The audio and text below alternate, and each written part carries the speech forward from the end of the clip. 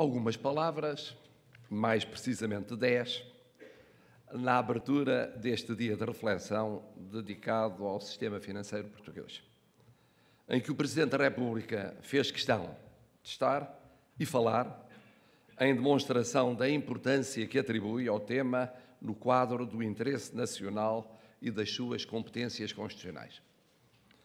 Primeira palavra para saudar os organizadores da presente iniciativa, que souberam entender com argúcia e oportunidade o relevo do tema para Portugal neste momento histórico. Segunda palavra para saudar também o diálogo entre protagonistas europeus, há quase 2 anos com a crescida intervenção nos setores financeiros nacionais e da banca portuguesa. Diálogo sempre frutuoso, porque não há como o conhecimento recíproco aprofundado acerca da realidade vivida para melhor se pensar e decidir no dia-a-dia. Terceira palavra para sublinhar a atenção constante com que o Presidente da República tem acompanhado uma das mais relevantes componentes da situação financeira, económica, social e política portuguesa. Deveria sempre fazê-lo como fazem todos os chefes de Estado europeus, em particular da zona euro, para os quais não são indiferentes instituições de que depende hoje tudo ou quase tudo nas respectivas sociedades.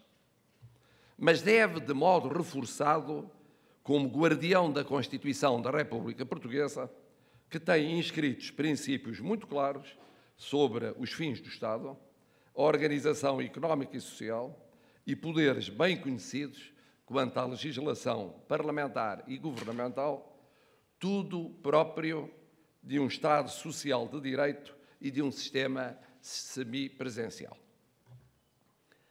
Quarta palavra para lembrar que o sistema financeiro é um fator essencial para a saída da profunda crise que dominou os últimos anos da vida nacional e que só por miopia analítica poderia limitar-se às finanças públicas, ignorando a situação presente do sistema financeiro, a sua evolução e os reflexos que nela teve, nomeadamente por ação e omissão, a intervenção de privados, cumprindo ou violando a lei, e do poder político e administrativo. Fiquei, aliás, muito sensibilizado pela chamada de atenção do Sr. Governador do Banco de Portugal para os problemas de controle, da auditoria interna, da auditoria externa e de informação, refletindo sobre o que pode explicar as deficiências de funcionamento, mas também prestando muita atenção à sua esperança de que a passagem para um plano mais vasto possa resolver problemas que não foram cabalmente resolvidos num plano mais próximo. Mas não é possível separar o sistema financeiro da situação global da economia portuguesa. E aqui introduziria, não para os portugueses presentes, mas para os convidados estrangeiros, uma breve incursão sobre a pré-história e a história do sistema financeiro português. Não podemos esquecer que Portugal enfrentou, em menos de 30 anos, 4 desafios, quais sejam a descolonização, a democratização, a integração europeia e, em várias etapas, a recriação do regime económico. De tal maneira que, em rigor, o sistema financeiro a que se referiu o Sr. Governador só ficou minimamente estabilizado depois das reprivatizações no final do século passado. Um sistema financeiro largamente descapitalizado, frágil, resultado de um processo complexo em que não podemos ignorar a existência de uma revolução e das subsequentes reprivatizações. Ao mesmo tempo, Portugal conhecia um fenómeno de urbanização e metropolização, largamente indissociável de uma aposta que os fundos europeus vieram acentuar nas obras públicas e na construção. O tecido económico português era, como é, um tecido frágil, um tecido de pequenas e médias empresas, crescentemente endividado até pelo processo político vivido. E por isso muito dependente do sistema financeiro. Assistiu-se a uma descapitalização nesse tecido económico e um acentuar dessa dependência do sistema financeiro. O que suscitou e suscita um problema. De alguma maneira aqui enunciado pelo Sr. Governador do Banco de Portugal. É que o sistema financeiro precisa, nesta sua nova fase, de olhar para metas de rentabilidade e de reorganização sistémica. Mas é preciso que o tecido económico, ele próprio, viva profundas transformações, com os custos sociais inerentes. Porque não é possível pedir ao tecido económico que espere o tempo necessário para o reajustamento do sistema financeiro. E esse é o problema do momento. Olhar para o sistema financeiro como uma realidade autónoma é fundamental para refletir sobre ele. Mas é impossível esquecer que ele existe num quadro económico determinado.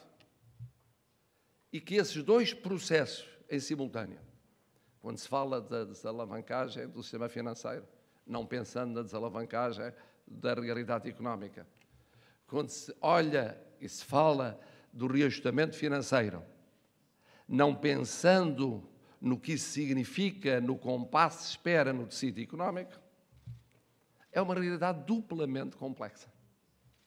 Duplamente complexa. Não estamos a falar de uma economia estabilizada como economias do norte ou do centro da Europa.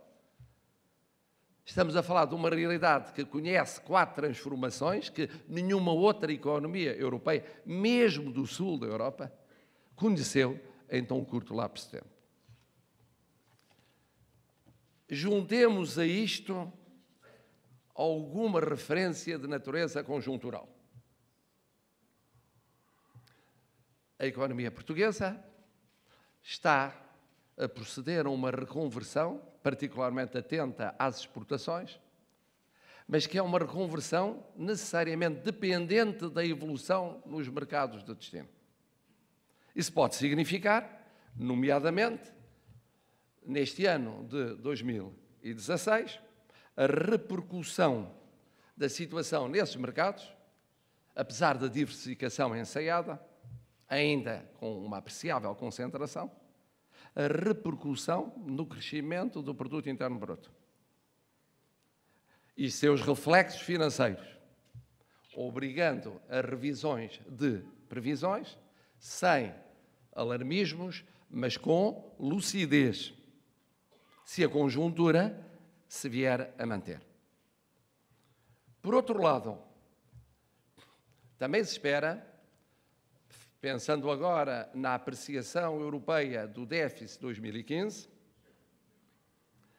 que, supondo que ela venha a ficar descontado o fator de uma determinada instituição bancária, ligeiramente acima dos 3%, que isso não possa ser considerado como o menor reconhecimento de um esforço feito pelo Governo em funções no ano anterior e pelos portugueses como um todo, esforço esse que penso que deve estar em mente dos decisores europeus quando se debruçarem sobre esta matéria. Regressando ao sistema financeiro, uma quinta palavra, para evocar que ele já é, voluntária e involuntariamente, um sistema muito aberto, designadamente em termos internacionais. Talvez mesmo de forma mais evidente do que o número apreciável de sistemas europeus. Muitos deles caracterizados pelo peso dominante do capital nacional e cuidadosos na subtil proteção desse capital. Essa abertura do nosso sistema financeiro tem sido acompanhada de uma salutar preocupação de evitar ostracismos ou exclusivos indesejáveis. Sabedoria esta que cumpre salvaguardar. Uma sexta palavra para apontar casos singulares, como o de uma instituição financeira pública com mais de 100 anos, que a totalidade dos partidos com assento parlamentar valoriza e considera dever continuar pública. Posição essa que o Presidente da República também perfilha e que bem pode ser considerada uma expressão de um consenso nacional tão desejável no domínio do sistema financeiro. Sétima palavra para saudar a iniciativa legislativa em debate público que visa criar um ambiente de reforçada autonomia institucional em matéria de resolução relativamente ao Banco de Portugal, aliás, desejada pelo próprio Banco de Portugal. Oitava palavra, para evocar a indispensabilidade de encontrar uma fórmula, de olhar para uma realidade aqui já hoje apontada de ativos não produtivos num sistema, fórmula essa que não implica avançar para modelos de duvidosa execuibilidade ou de custos incomportáveis.